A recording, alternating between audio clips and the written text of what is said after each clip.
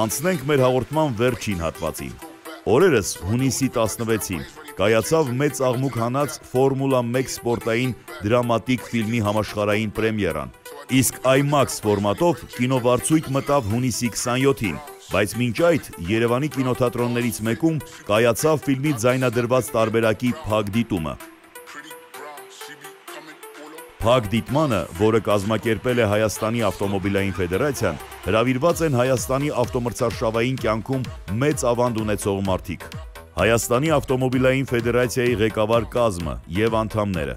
տարբեր մրցարշավային դիսցիպլինների ակումբներ և արշավորդներ։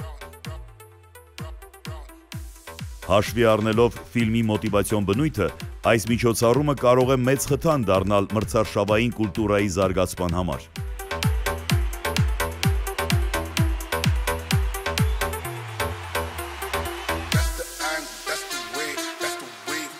Այս հետաքրքիր միջոցառման մաս է կազմում ոչ հաշվարկային սիմվոլիկ կարտինգ մրցավազքը, որը անցկացվեց մինչև ֆիլմի դիտման մեկնարկը Հայաստանի առայժմ միակ ոչ պրոֆեսիոնալ կարտինգ մրցուղու վրա։